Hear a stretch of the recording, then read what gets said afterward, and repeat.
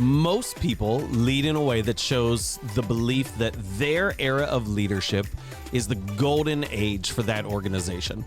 But that isn't the mark of great leadership. It's the mark of capable but ego-filled leadership. The mark of great leadership is that the organization is able to be better after you're gone, not better because you're gone, to continue to grow and develop after you're gone. So today we are in part 3 of our series, Better After You're Gone. Welcome. You're listening to the Leading Hope Podcast. My name is VJ Williams, here with my friend and pastor Kevin Jack. Thank you for joining us, taking time out of your busy day to become a better leader. If you're new, we release a new episode every Wednesday. We'd love for you to subscribe on your favorite podcast platform. Also share this with a friend on YouTube, Facebook, and Instagram, and rate and review or both on Apple Podcasts. A few extra minutes will absolutely help get this podcast in the hands of so many more leaders just like you. Visit leadinghope.online, get updates, find out more about the Leading Hope community. Today, you said episode 190, new series, Better After You're Gone, the Underminer. No, end of the series. End of the series. End of series. Got it. Yeah. Underminer. Got it. So this is what I'm going to do. So as we've tracked through this series on the Better After You're Gone, not because you're gone, better after you're gone, how organizations continue to grow. I want to talk about the idea that one of the most obvious things that contribute to organizations struggling after the strong leader has left is that the former leader continues to or starts to undermine the current leader. Yeah. And just that sense of hey, I want to prep people for when they leave, what it looks like to engage with the organization in a healthy way. And there's kind of, I'll just say there's 3 levels to this in terms of degree of severity. And so I would say the most severe is that the former leader proactively makes comments about the current leadership. They're willing to speak on it, unprovoked, unasked. They're just making comments about current leadership. The middle level in terms of severity is that the former leader is willing to engage in conversations about the current leadership. Yeah. Okay, so they didn't initiate it. They're willing to engage. And the lowest level is that the former leader is willing to listen to the frustrations of others. Yeah. So there's that lowest level, you're a listening ear. Middle level is you're willing to engage when asked. Top level, most severe level, is you start the conversation on these pieces. And I don't know how to say this. I really just want people to know what's going on when they do each one of these. And that's good insight. And I want I want to be clear on this because I think the tendency as we have this conversation today is you're going to assume, or some might have the tendency to assume, that I'm wrong because I'm being unempathetic. And how do I say I'm being unempathetic, but I'm not wrong? Yeah. Is it this is the most callous thing I could possibly say. And I want to share it as what the difficulty of this is that when you leave an organization, you don't really care about leaving the organization. You care about leaving the relationships. You care about leaving your friends. You care about leaving people who you've spent an enormous amount of time with. Yeah. I don't have emotional ties to an organization. I have emotional ties to environments in which memories were created. I have emotional ties to the people who were there, who are still there, who are in community together. So I just want to say I'm aware of the difficulty of what happens through this, and I've been in violation of some of these things accidentally and have learned this is what I've created when I've done this. Yeah. And so I just want to without getting into all right, we'll just give the empathy on the front end. It's hard. Yeah. It's hard leaving. We get it. It's difficult. We've both had to do this. We understand sometimes you leave a place that you really love to go to a place that you don't love nearly as much, especially at first. Right. And that's really hard. Okay. So now that we've acknowledged that, let's talk about what actually takes place. Okay. So first one, I want to deal with the lowest level. You're the listening ear. Okay. You're the former leader. You've left and you're willing to listen to the frustrations of others. You've got friends who are still there. The majority of your conversation for the entirety of your relationship has been about work. And so now you want to re-engage with your friends, phone calls, meet up, whatever, something like that. So you want to re-engage with your friends and you don't know what to talk about other than work, because that's been your entire relationship is talking about work. Yep. And so I get that. People are going to struggle with the transition, and some of them were more bought into you than they were the vision. And so part of your role there is to actually help them through the transition. So you're going to have people, whether they were like church-wise, like parishioners. That's a weird term that I don't ever say. No, I've never really hear you say that. People part of the church who were more connected to you. It's very churchy of you. Yeah. Co-workers who were more connected to you than the vision.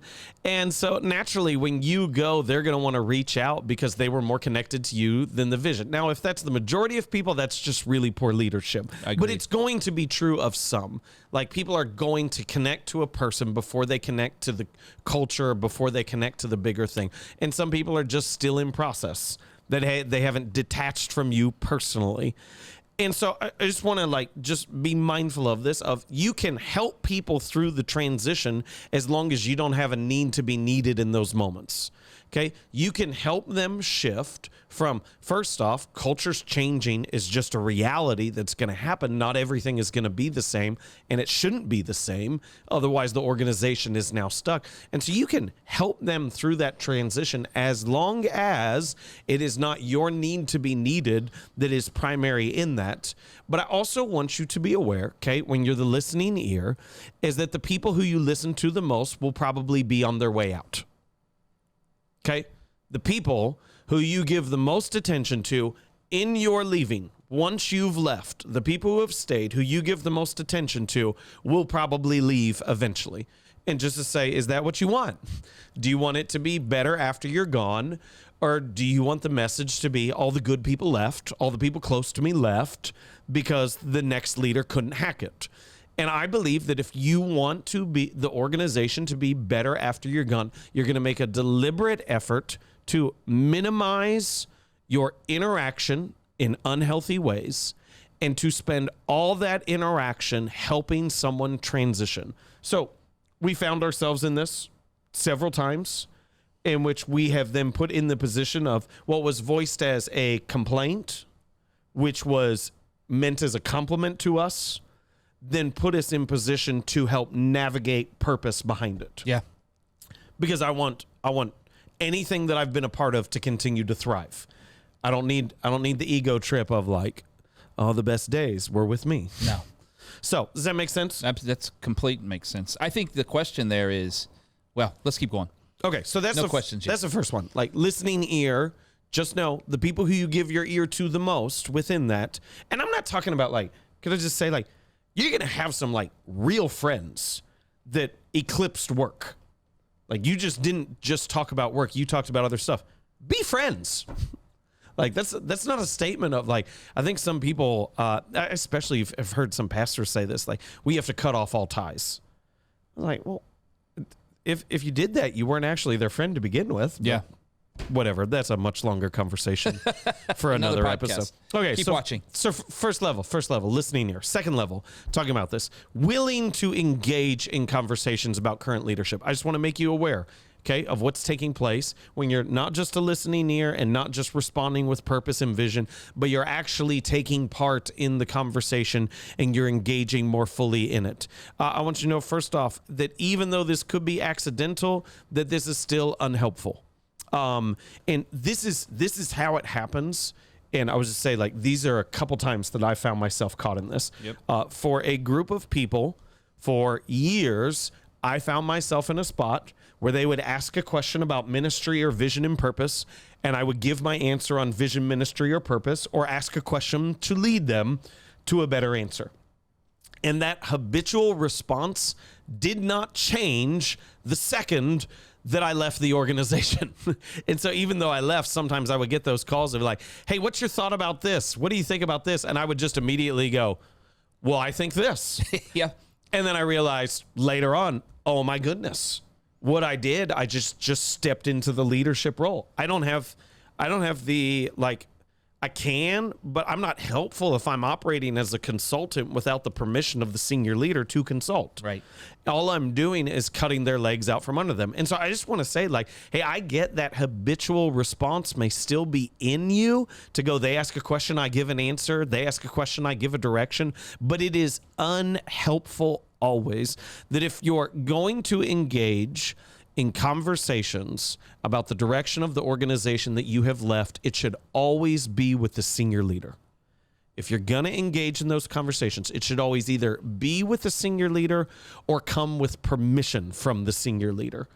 And so, like, could I just make it like real simple? A staff member calls you and says, hey, I got a question about this. You say, hey, let me think about it. I'll get back to you. You call the senior leader. Hey, I'm getting this question. Are you okay if I answer? I would answer it this direction just to give you a heads up. Now, if that senior leader is dumb, they're going to run to that staff member and say, why are you calling so-and-so? Yeah. Which is what we're going to get to on the next level, and that's going to get all kinds of interesting. But if they're really smart, they're going to be aware, and they're going to learn the ways in which they're not giving clarity and ways in which, hey, they could use some helpful feedback on those pieces and some clarity on the process, okay? So that's what's taking place. I get how it's accidental when you're willing to engage in conversations. Now, the highest level. You are proactively making comments about senior leadership, even when that hasn't been sought out. You're not just listening here. You're not just in a conversation. You are instigating the conversation. Yep. And this is what most people say. They want to give like a, that should never happen. That is wrong. That is incorrect, which is like really noble and naive because it's completely inaccurate. And I know people want to go, under no circumstances should the former leader make a comment about the current leadership. And you should, but it's only like this one really small case in which that should actually take place. And here's what it is. The only reason you should proactively make comments is if it's clear that the organization would be better firing the current leader and finding a new one than living with the current leader. I know some people you're going to hear that and you're just going to be like absolutely horrified. You're going to be like, oh my goodness, I can't believe. But that's the reality, is to say the only time that you should proactively be making comments is if you're convinced, and I would throw in 1,000 other things of data, background, examples, whatever stuff, that like the only way for the organization to actually thrive into the future in all the chaos that is created if a leader gets removed, okay, that the only way is if the current leader is removed and they're able to find a new leader. And so I believe sometimes this is a barely should ever happen extreme cases. But here's my point in saying it like this. If you speak out for any other purpose other than the removal of the leader, one of two scenarios are going to happen, and it's probably both. One, you've cut the leader's legs out from under them, so if they remain in that leadership position, they're no longer able to lead effectively. Two, you have minimized your influence.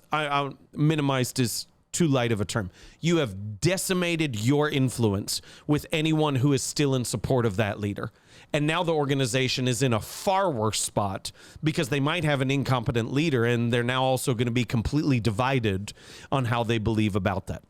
And so I just want to say, if you're going to speak out, okay, it better be to remove, and you better be right, and it better actually happen. Otherwise, you have alienated yourself and you have decimated your influence, and you've cut the current leader's legs out from under them. So even if they were leading in a wrong direction, now it's completely stuck, which is honestly worse. And I know that may sound like a little strange to people to go like, really? We're going to say that? Yeah. But I want you to know that because it should only happen then, which means any other time you would proactively speak out should absolutely never happen. It should be in a most extreme case and only then that you would speak out. Yeah. And just to be clear, you're saying that when you speak out, it would be in a negative context. Yes. Anything else should be a positive encouragement or reaffirmation of the right place. Thank you. Thank you for clarifying that. The question I think becomes, and this is what everyone, I mean, there's a lot of people listening right now, want to know, Who is that person that you thought should be fired?